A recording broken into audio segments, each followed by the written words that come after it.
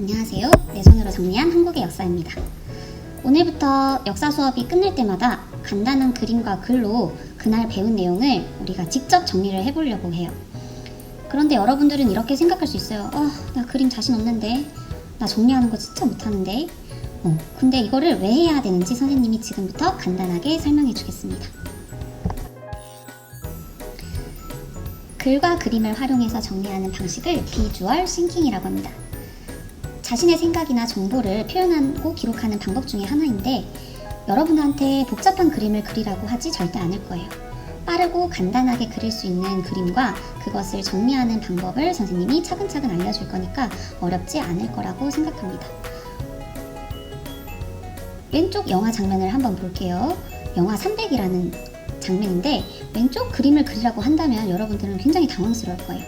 그런데 세 가지 요소만 가지고 차는 사람, 넘어진 사람, 구멍, 이 세 가지만 가지고 그림을 그려라 라고 한다면 여러분도 이것을 어렵다고 생각하지는 않을 것 같아요. 그리고 중요한 것만 이렇게 하나하나 자신의 생각을 정리한다는 마음으로 이렇게 정리하는 방식을 비주얼 싱킹이라고 합니다. 이게 장점이 뭐가 있냐면 이해하는 게 쉽고요. 공감대가 형성되고 의사결정을 하는 속도가 빨라진다고 해요. 그리고 정리하는 과정에서 나의 새로운 생각을 얻을 수도 있는 아주 좋은 기록 방법이라고 알려져 있습니다. 이번 역사 수업에서 역사가 좀 어렵잖아요. 그거를 비주얼 싱킹 방법을 활용해서 우리가 정리해보면서 더 깊이 있게 이해할 수 있는 방법을 찾아보려고 해요.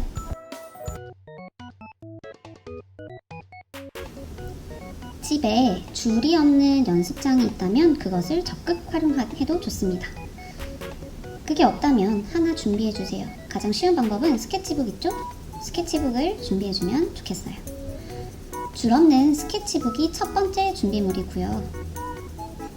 스케치북이 없다면 연습장도 괜찮고 종합장도 괜찮습니다. 대신에 뭐가 없어야 된다고요? 줄이 없어야 돼요.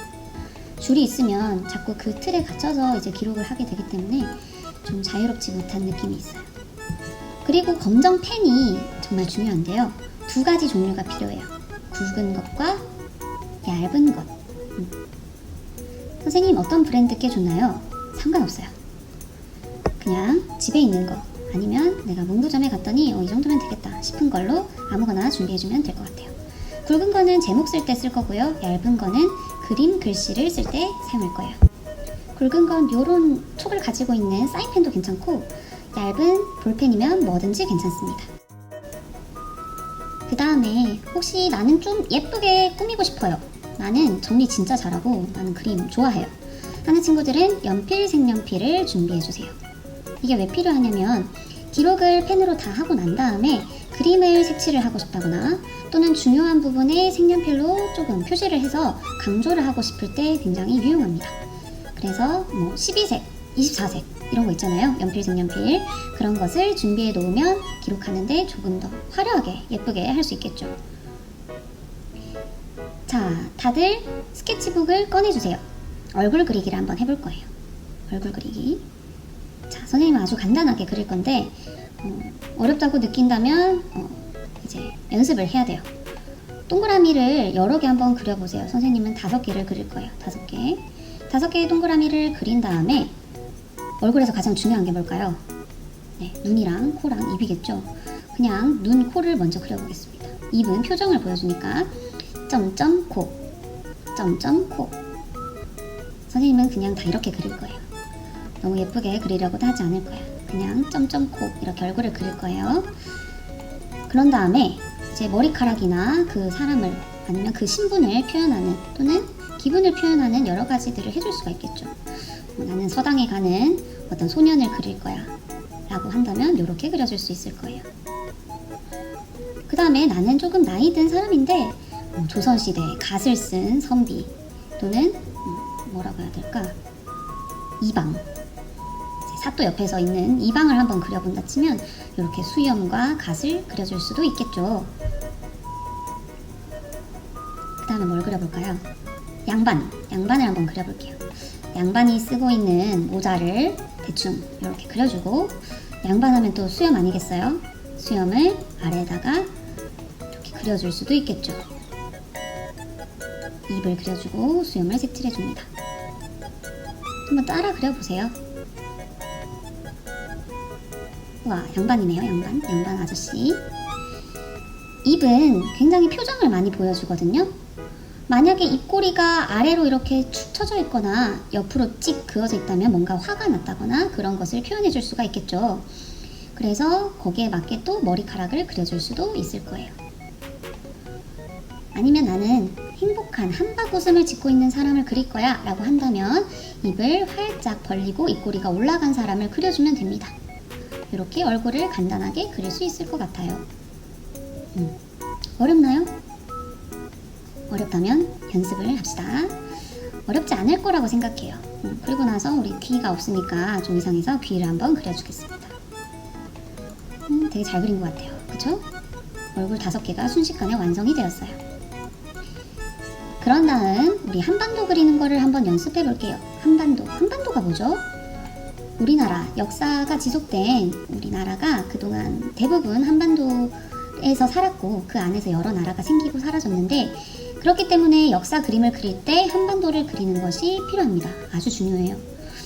한반도 그리는 게 굉장히 어려운데 선생님이 여러분이 쉽게 그리게 하기 위해서 찾아낸 방법이 있어요. 3 더하기 3 더하기 갈고리. 뭐라고요? 3 더하기 3 더하기 갈고리. 3은 동그란 3이 아니고 위가 납작한 3이어야 돼요. 선생님이 방금 쓴 것처럼 요런 3. 한번 연습해보세요. 연습장에 있다면 지금 꺼내서 위가 납작한 3 한번 써보세요. 어렵지 않죠? 3. 이거를 2개를 겹칠 건데 하나를 그린 다음에 오른쪽 위에 조금 더 큰 3을 그려줄 거예요. 그리고 아래 곡선이 그 전에 3을 감싸게 그려주고 그 위에 부분을 갈고리로 이렇게 마무리해줍니다. 한반도 완성. 한반도예요, 여러분. 다시 한번 그려볼게요. 3을 그리고 오른쪽 위에 더 큰 3을 쭉 이어서 그린 다음에 비어있는 부분을 갈고리. 한반도입니다. 자, 한반도가 아니라고요? 완전히 정확하게 그리긴 어려워요. 이 정도면 우리 한반도라고 생각하고 한번 해봅시다. 자, 2개의 3을 그리고 연습하고 있죠? 3, 3, 그리고 갈고리. 자, 한반도가 이렇게 있을 때 방위를 선생님이 한번 적어볼게요. 북, 남, 동, 서 이렇게 적어볼 건데 자, 북남, 동서 이거는 알아두면 좋겠죠. 북남, 동서 이렇게. 남쪽에는 어떤 섬이 있죠? 제주도가 있어요. 제주도.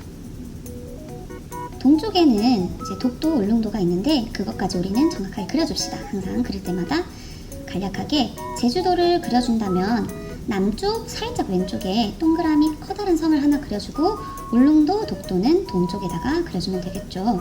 이렇게 우리가 간단하게 다른 여러 가지 섬도 있지만 요 세 섬만 그려주고요. 주변국들은 간략하게 그릴 거예요. 자, 이렇게 중국, 우리나라와 붙어있는 중국, 일본을 이렇게 그려줄 수 있을 거예요. 할 수 있나요? 할 수 있습니다. 자, 연습해보세요. 한반도 10개 그리기. 연습장에다가 선생님이 알려준 방법으로 10번 한번 그려보세요. 10번 그려도 안 되면 20번 그려보세요. 될 때까지 하는 거예요. 자, 우리나라 국민인데 한반도 정도는 그릴 줄 알아야 되는 거 아닐까요? 그쵸? 선생님이 엄청 자세하게 그리라고 안 하잖아요. 그쵸? 요 정도는 우리가 그려줄 수 있다. 한반도의 특징을 살린, 완전히 똑같진 않지만 이렇게 한반도를 그려줍시다. 오늘 수업 여기까지입니다. 다음 시간에 만나요.